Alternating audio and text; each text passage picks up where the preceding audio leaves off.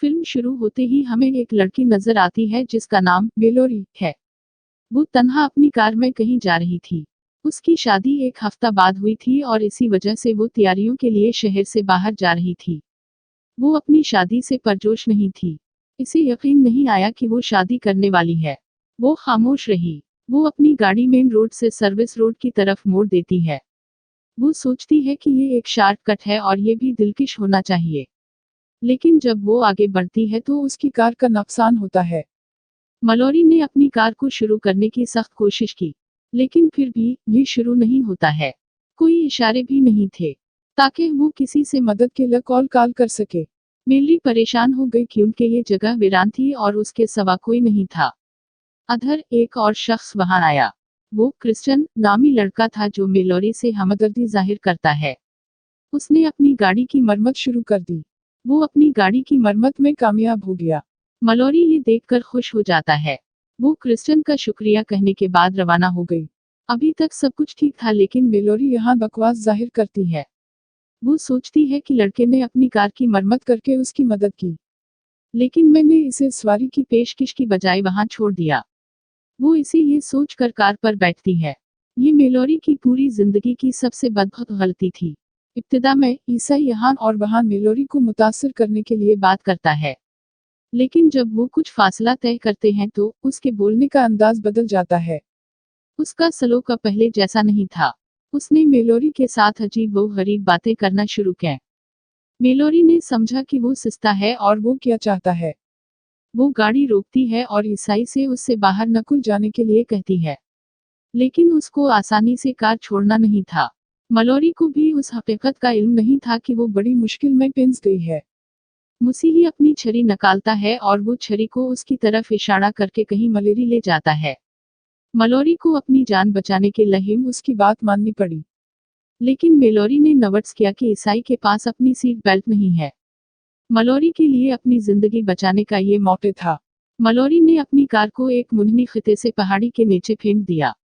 Car नीचे गिरते हुए गिर कर तबाह हो गई। मेलोरी महफूज थी। बदकिस्मती से वो कार से बाहर नहीं निकल सकी, क्योंकि उसका पांव बुरी तरह सीट पर पिंस गया था। शई खुद को आजाद करने की बहुत कोशिश करता है लेकिन वो नाकाम रहता है। हम बाहर ईसाई देखते हैं। वो बिल्कुल ठीक और सेहतमंद था। वो मेलोरी से बेहतर हालत में था। बाहर होने के बावजूद वो मेलोरी की मदद नहीं करता बल्कि इसे मरने के लिए वहां छोड़ देता है। मालोरी मदद के लिए चीखता रहता है। रात पड़ती है और कुछ नहीं बदला जाता है। मेलोरी अभी वहां पिंस गई थी। वो बच नहीं पा रही थी। सूरतहाल देखकर उसका फरार होना नामुमकिन मालूम हुआ। कार का दरवाजा बंद था। रात पड़ते ही सर्दी में इजाफा होता है और मालोरी को सर्दी महसूस होती है।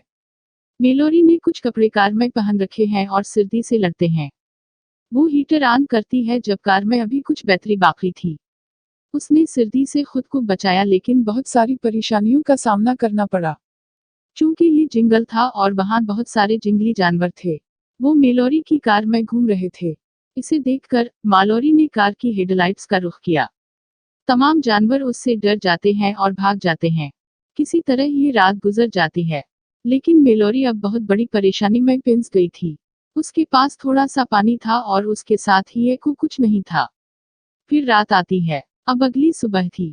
मेलोरी अभी वहां पिंस गया था और वो फरार होने में कामयाब नहीं था। वो बचाए जाने की कोई उम्मीद नहीं देख सकती थी। वो पहले से ही अच्छी हालत में नहीं थी और फिर ईसाई उस पर तशद्दुद करने आती है। वो अच्छी हालत में था और खुश था। उन्होंने मेलोरी को बताया कि इसे करीब ही एक कैबन मिला। ये अभी के लिए खाली है लेकिन एक कनबा वहां रहता है। वो घर पर नहीं है और कहीं चले गए हैं। वो वहां खाना भी लेकर आया था। वो इसे मेलोरी के लिए ब्रिंग नहीं लाया था बल्कि इसे छीड़ने के लिए उसके सामने खाने के लिए था। वो देखता है कि मेलोरी की मौत होने ही वाली है, लिहाजा वो वहां से चला जाता है। रात इसी तरह आती है। मलेरी को अपनी कार से हिलका मिला। वो रात गुजारने के लिए लाइटर को भड़काती है। मेलोरी इतने घंटों के बाद सोती है। ज्यादा देर नहीं गुजरी जब वो सोया, इसे दोबारा उठना पड़ा, क्योंकि उसके जिस्म पर चौहे चल रहे थे। चूंकि मालोरी हालात से इतना जारहाना था, वो एक चौहे को मार डालता है। लेकिन उस चीज ने इसे एक फायदा पहुंचाया, चौहा मारकर इसे खाना मिल गया। वो चौहा खाता है। अगले दिन फोन की घंटी बजने की वजह से मेलरी जाग उठी। इसे अपना फोन मिल गया और आखिरकार इसे उम्मीद की किरण नजर आती है। लेकिन ईसाई दोबारा वहां आकर अपनी सारी उम्मीद खत्म कर देता है। जब मालोरी को पता चल गया कि कर्सचिन वहां आ गया है तो वो अपना मोबाइल फोन छपाता है। क्रिश्चियन बताता है कि उस कैबिन के रहायशी वापस आए थे, लेकिन मैंने उनको उनके घर में बंद कर दिया है। वो मेलेरी को कहता है कि आपको मुझसे डरने की जरूरत नहीं है, मैं आपकी मदद के लिए हाजिर हूँ। उन्होंने कहा कि मालोरी की मदद के लिए यहाँ है कि वो घूमते हैं। उसने मलोरी का सेल फोन उससे छीन लिया, क्योंकि उसने देखा कि मेलोरी ने अपना सेल फोन छपा रखा है। फिर उसने मालोरी को आरी दी और बताया कि ये आपकी मदद है। उस पर मेलोरी का कहना है कि उस आरी से दरवाजा नहीं काट सकता है। मुसीही जवाबात, हाँ आप ठीक कह रहे हैं, ये आरी दरवाजा नहीं काट सकती। मैं उस आरी को दरवाजा काटने के लिए रिंग नहीं लाया था। मैंने आपको ये सलाह दिया ताकि आप अपने पैरों को काट लें और आजाद हो जाएं। आपके आजाद होने के लिए यही वाहिद ऑप्शन है। ईसाई ये कहकर चला गया।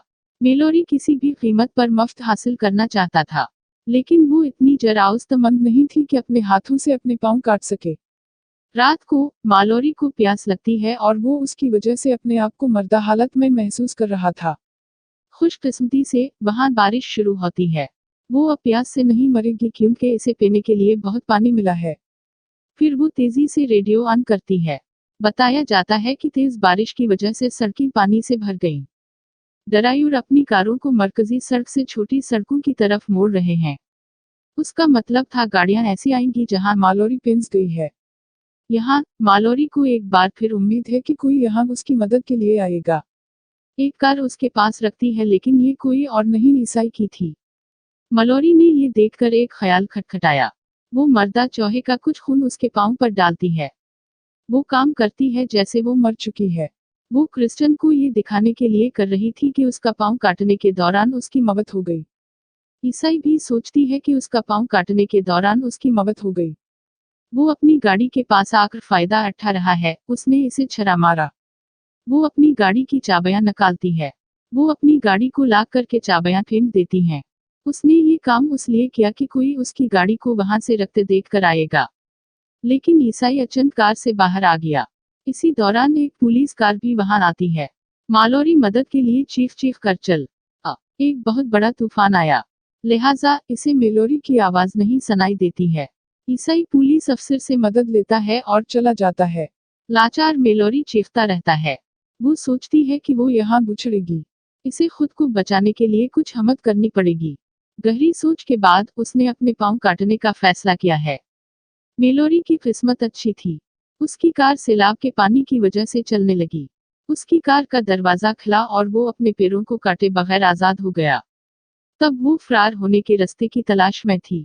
तब इसे एक कैबिन मिला और उसकी चीखें सुनाई दे। ये कैबिन था, क्रिश्चियन बात कर रहा था। ईसाई यकीनी तौर पर अंदर था। मलेरी का रास्ता साफ था और वो अपनी जान बचाने के लिए भाग सकती थी, लेकिन वो ऐसा नहीं करती और कैबिन की तरफ बढ़ी। इसे पता चल जाता है कि यहाँ बहुत से जाल बचे हुए हैं। वो देखती है कि घर का माल किसी के हाथों मारा गया। नेस क्रिश्चियन ने उस पुलिस अफसर को मार डाला जिससे उसने अट्ठा लिया था। उसने उस कैबिन की एक खातून को बांध कर पकड़ लिया था। मलेरी उस लड़की को छुप छुप कर आजाद कर रही थी, लेकिन फिर ईसाई वहां आ जाता है। लेकिन मलोरी ने पुलिस अफसर की बंदूक अट्ठा कर दानशमंदाना हरकत की। मेलोरी और ईसाई यहाँ बहुत लड़ते हैं। मौके से फायदा उठाते हुए मेलोरी इसे नीचे कर पड़ता है। ईसाई सीधे फंदे में पड़ता है। उसका पांव उसमें पिंस जाता है। वो जख्मी हो गया था और उसकी हालत भी इतनी अच्छी नहीं थी। यहाँ मेलोरी ईसाई की मदद करता है जैसा कि ईसाई ने अपना काम किया था। वो ईसाई को छड़ी देता है और कहता है अपने आप को बचाने का यही वाहिद रास्ता है। अपने पाँव को चाकू से काट कर खुद को आजाद करो। चाकू का इस्तेमाल करते हुए पैर काटना इतना मुश्किल और तकलीफ देह था। ये कहने के बाद मेलोरी वहां से उस लड़की के साथ चली गई। फिर हम मुड़ते हुए ईसाई को देखते हैं। थोड़ी ही देर में उसकी मौत हो गई। उसका मतलब है कि मलोरी ने उसका बदला लिया है। उस कहानी का अखलाक ये है कि बुरा करना बुरा है। यहाँ ये फिल्म खत्म होगी। देखने का शुक्रिया।